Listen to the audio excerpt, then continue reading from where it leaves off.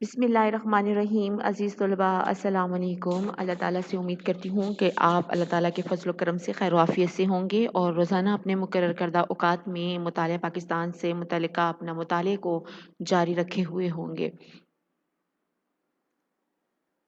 अज़ीज़ तलबा, आज आपकी जमात 12वीं के में पढ़ाए जाने वाले मज़मून मुतालिया पाकिस्तान में हम पाकिस्तानी ज़बानें के उन्वान से जो हम पढ़ रहे थे, मुतालिया कर रहे थे, उसमें हम इलाकाई ज़बानें पढ़ने जा रहे हैं। हमने अपनी गुज़िश्ता जो वीडियो है उसमें हमने ज़बानों के मुतालिक और उर्दू ज़बान के मुतालिक बहस की थी। तो ये लिहाजा मौजूदा हम इस वीडियो में हम अपनी इलाकाई ज़बानों पर बहस करेंगे। अज़ीज़ तलबा, आपको याद रहे कि ये आने वाले आपके पास जो लेक्चर हैं ये बोर्ड की जानिब से स्मार्ट सिलेबस के मुताबिक हैं और इसी के मुताबिक जो है आपका पेपर जो है वो तैयार किया जाएगा। लिहाजा कुछ आपकी दरसी किताब में ऐसी इलाकाई ज़बानें हैं जो कि उसमें से हज़फ कर दी गई हैं, स्किप कर दी गई हैं। तो लिहाजा हम इलाकाई ज़बानें में सिर्फ़ और सिर्फ़ इलाकाई हमारी ज़बान पश्तो के बारे में पढ़ेंगे। अज़ीज़ तलबा, आपकी दरसी किताब के सफ़ा नंबर 138 पेज नंबर 138 पर इलाकाई ज़बानें की तारीफ़ दी गई है। इलाकाई ज़बानें पाकिस्तान में वैसे तो तकरीबन 30 के करीब मुख्तलिफ़ इलाकाई ज़बानें बोली जाती हैं। यानी कि हमारी जो कौमी ज़बान है वो उर्दू है, जो तमाम मुल्क में यकसा तौर पर बोली और समझी जाती है और पढ़ा लिखा तबका जो है इसे समझता है, इसको बोलता है। लेकिन कुछ हमारी ज़बानें ऐसी हैं जो ख़ास इलाकों तक ही महदूद हैं। वहाँ के रहने वाले लोग जो हैं अपनी उसी ज़बान को इस्तेमाल करते हैं आपस में बातचीत के लिए। मगर इनमें ज़्यादा अहम पंजाबी, पश्तो, सिंधी और बलोची ज़बानें हैं। यानी कि सूबे पंजाब में जो कसरत से बोली जाने वाली जो ज़बान है वो पंजाबी है और आपके खैबर पख्तूनख्वा में सबसे ज़्यादा जो बोली जाने वाली जो ज़बान है वो पश्तो है और इसी तरह सूबे सिंध, कराची के दीगर इलाकों में जो है वो सिंधी बोली जाती है और सूबा बलूचिस्तान के रहने वाले लोग जो है वो बलोची ज़बान बोलते हैं, जो पाकिस्तान के चारों सूबों की नुमाइंदगी भी करती हैं।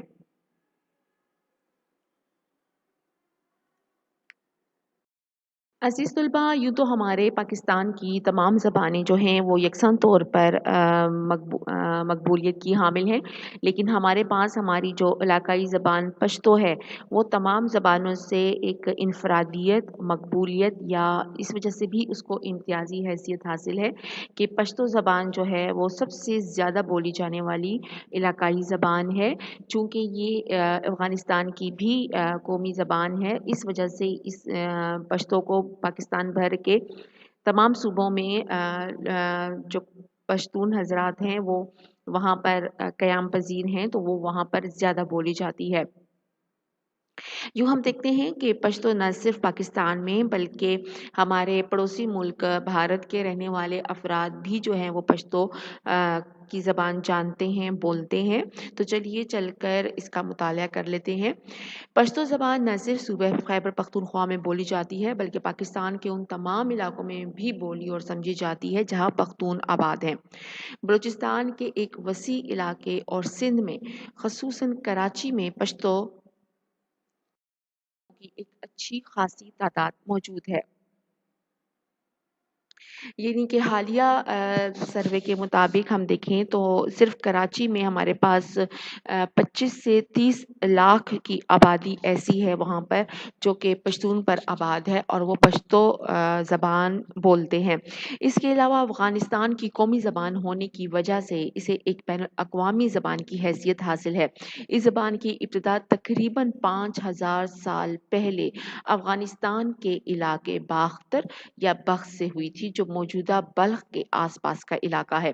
इसी निस्बत से इसको बाख्तो या पाख्तो का नाम दिया गया, जो बाद में पुख्तो या पश्तो बन गया।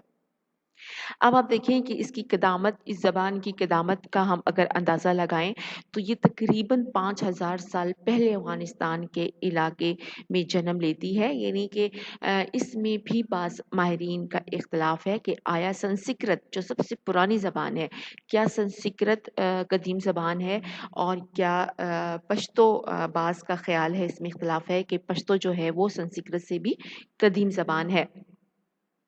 تو لہٰذا اس کی قدامت اور اس کی جو انفرادیت کا اندازہ آپ اسی سے لگا سکتے ہیں کہ یہ انتہائی قدیم زبان ہے۔ صوبے خیبر پختونخوا میں پشتو زبان کے دو بنیادی لہجے ہیں۔ ایک لہجہ شمال مشرق کے علاقوں کا ہے جسے پشتو کا سخت لہجہ کہتے ہیں۔ دوسرا لہجہ نرم لہجہ ہے جو جنوب مغرب کے علاقوں میں مروج ہے۔ سخت لہجے کی پشتو میں بعض جگہ جہاں خے کا حرف استعمال ہوتا ہے، نرم لہجے کی پشتو میں اس کے متبادل کے طور پر شین کا استعمال ہوتا ہے۔ بظاہر آپ کو اس دونوں لفظ میں ہی آپ کو اندازہ ہو گیا ہوگا کہ پختو جو ہے سخت لہجہ جو پہاڑی لہجہ جسے کہتے ہیں، یہاں دیکھیں تو خے استعمال ہو رہا ہے، اور اسی طرح جب ہم نرم لہجہ اس کو استعمال کرتے ہیں پشتو کو، تو وہ بولی میں جہاں خے استعمال کرتے ہیں تو وہاں پر ہم شین سے اس کو بدل دیتے ہیں، اور وہاں پہ شین کا زیادہ تر استعمال ہوتا ہے ان الفاظ کی جگہ پر جہاں پہ خے کا استعمال ہوتا ہے۔ اگرچہ پشتو ایک قدیم زبان ہے، مگر پشتو ادب کا آغاز تحریری شکل میں اسلامی دور کے آغاز سے ہوتا ہے۔ پشتو زبان کے حروف تہجی محمود غزنوی کے دور میں سیف اللہ نامی ایک شخص نے وضع کیے، یعنی کہ ہر زبان کی شروعات کے لیے آپ کو پتہ ہے ایک کچھ حروف مروج کیے جاتے ہیں، ان حروف سے ہی زبان جو ہے تحریری طور پر ہمارے سامنے آتی ہے۔ تو لہٰذا کہہ رہے ہیں کہ محمود غزنوی کے دور میں سب سے پہلے جو ہے سیف اللہ نامی نے اس پشتو زبان کے جو تحریری طور پر اس کے جو حروف ہیں وہ وضع کیے ہیں، حروف تہجی۔ اسی طرح جو آج تک رائج ہیں، یعنی کہ آج تک ان کا استعمال کیا جاتا ہے۔ پشتو ادب کی ابتدا بھی دوسری مہذب زبانوں کی طرح شاعری سے ہوتی ہے، یعنی کہ ہم اگر جو بھی زبان کی ابتدا دیکھتے ہیں تو ہر زبان جو ہے تحریری طور پر سب سے پہلے شروعات اس کی نہیں ہوتی، بلکہ شاعری کے طور پر اس کو استعمال کیا جاتا ہے، اس کے بعد اس کی تحریری جو ہے اسناد ہمیں ملتی ہیں۔ اور امیر کروڑ کو پشتو زبان کا پہلا شاعر تسلیم کیا جاتا ہے۔ تحقیق کے مطابق پشتو کی قدیم ترین کتاب بایزید انصاری کی لکھی ہوئی خیر البیان ہے، جو بنیادی طور پر ایک درسی کتاب ہے۔ دوسری کتاب محمد ہوتک کی پٹا خزانہ چھپا خزانہ ہے۔ اس میں واقعات انتہائی قدیم ہے، لیکن کتاب بعد میں لکھی گئی ہے۔ اسی طرح 18ویں صدی میں پشتو زبان کی ترقی میں سب سے بڑا حصہ اس زبان کے ہمہ جہت شاعر خوشحال خان خٹک کا ہے، جن کو ایک جنگجو شاعر بھی کہا جاتا ہے۔ ان کی مشہور تصانیف میں باز نامہ، دستار نامہ اور فضل نامہ شامل ہیں۔ ان کی شاعری عشق حقیقی اور مجازی، تصوف، حریت اور بہادری کے موضوعات پر مبنی ہے، اسی لیے ان کو ایک جنگجو شاعر بھی کہا جاتا ہے۔ پشتو زبان میں شاعری کے حوالے سے دوسرا بڑا نام رحمان بابا کا ہے۔ رحمان بابا ایک فقیر صفت شاعر تھے، اور ان کی جو پیدائش ہے وہ بھی 16ویں صدی 17ویں صدی کے درمیان میں ہے، جن کی شاعری کا موضوع عشق حقیقی اور تصوف تھا۔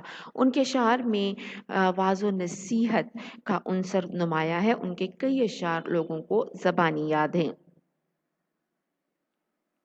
پختون فطرت کی ترجمانی جس طرح ہم دیکھتے ہیں کہ پختون کی روایات کو اور ان کے ثقافت کو جس طرح ان کی فطرت کو جس طرح عبد الرحمن بابا نے پیش کیا ہے، کسی بھی اور شاعر نے پیش نہیں کیا۔ اسی طرح ان کے اشعار نہ صرف عشق حقیقی اور تصوف کے آئینہ دار ہیں، بلکہ ابدی زندگی میں کامیابی کے لیے ایک نصیحت نامہ، ایک پند نامہ ہے۔ اسی طرح وہ اپنی شاعری میں قرآن و حدیث کی تشریح و توضیح بھی کرتے ہیں، اور ہم اس سے اندازہ لگا سکتے ہیں کہ ہیں تو وہ پشتو شاعر، لیکن ان کی زبان، ان کی شاعری جو ہے وہ کئی زبانوں میں جو ہے ان کے تراجم ہو چکے ہیں۔ برصغیر میں انگریزوں کا اقتدار قائم ہونے کے بعد پشتو زبان کو کچھ عرصہ تک نظر انداز کیا گیا، مگر بعد میں انگریزوں نے پختون علاقوں کی حساس نوعیت اور اہمیت کے پیش نظر اس زبان کو نہ صرف خود سیکھنے کی ضرورت محسوس کی، بلکہ انہوں نے اس زبان کی بہت خدمت کی۔ بعض انگریزوں نے پشتو زبان میں کتابیں بھی تحریر کی۔ میجر راورٹی کا نام سر فہرست ہے۔ 1930 کی دہائی میں پنجاب یونیورسٹی نے پشتو زبان میں مہارت کے امتحان لینے شروع کیے، جبکہ 1937 میں صوبہ خیبر پختونخوا کی صوبائی حکومت نے پرائمری سطح پر پشتو کو نصاب میں بطور مضمون شامل کیا۔ تعلیمی میدان میں پیش رفت کے باوجود पश्तो में इल्मी और अदबी किताबों की कमी महसूस की गई जो उस ज़बान की तरक्की के लिए बेहद ज़रूरी थी। यानी कि किसी भी ज़बान को तरवीश देने के लिए, उसको फ़रोग़ देने के लिए ज़रूरी होता है कि उस ज़बान में तारीख़ी या मालूमाती कुतुब जो हैं वो तराजुम किए जाएँ ताकि उस ज़बान की तशहीर हो सके। चुनांचे 1955 में पेशावर यूनिवर्सिटी में पश्तो अकेडमी की बुनियाद रखी गई जिसने न सिर्फ पश्तो अदब से मुताल्लिक़ किताबों को जमा करके महफूज किया बल्कि दीगर ज़बानों से मुस्तनद किताबों का पश्तो में तर्जुमा भी किया। पश्तो अकेडमी ने पश्तो की नायाब किताबों को तलाश करके उनकी तरतीब और तदवीन की और इन्हें शाया किया। अकेडमी ने पश्तो में कई मौज़ूआत पर नई किताबें भी लिखवाईं और शाया कीं। दूसरी इलाकाई ज़बानों की तरह पश्तो में भी लोकगीत अदब का एक बेशबहा सरमाया है। पश्तो लोकगीतों की कई असनाफ़ हैं मगर ज़्यादा मशहूर असनाफ़ में चारहिदा, टप्पा, नेमकई वग़ैरह शामिल हैं। पश्तो शायरी में ग़ज़ल के हवाले से एक बड़ा नाम अमीर हमज़ा ख़ान शनवारी का है जिन्होंने ग़ज़ल को पश्तो शायरी में बाकायदा सिन्फ़ का दर्जा दिया और इसी वजह से उनको बाबाए ग़ज़ल कहते हैं। पश्तो नसर में ज़्यादातर काम 20वीं सदी में हुआ है। क़याम पाकिस्तान के बाद जदीद तालीम के ज़ेर असर नए नज़रियात और ख़यालात के हामिल अहले कलम ने पश्तो लुग़ात, ग्रामर नवीसी, अफ़साना नवीसी, ड्रामा नवीसी, नावल नवीसी और सवाने नवीसी में नुमायाँ काम किया।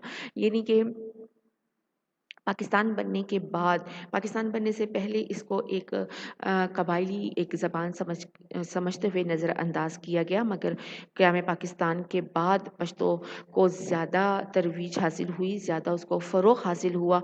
वो इस सूरत में कि पश्तो अदब में ज़्यादातर लोगों ने उस पर लिखना शुरू किया। अदब की हर सिन्फ़ पर उन्होंने तबाज़माई की और उसमें किताबों को मुरतब किया। दौर जदीद में पश्तो अदब के हवाले से चंद बड़े नाम अमीर हमज़ा ख़ान शनवारी, समंदर ख़ान समंदर, कलंदर मोमिन, गनी ख़ान, रहमत शाह साहिल, परेशान खटक, डॉक्टर मोहम्मद आज़म आज़म, मोहम्मद हुमायूं हुमा, ज़ैतून बानो और सलमा शाहीन के हैं। अज़ीज़ तलबा उम्मीद करती हूँ कि आप अपनी इलाकाई ज़बान पश्तो के मुतालिक मालूमात हासिल करने में मज़ीद मालूमात भी हासिल करेंगे और रोज़ आने वाले लेक्चर को सुनते हुए, देखते हुए, समझते हुए आप इसका मुताला जारी रखेंगे। शुक्रिया।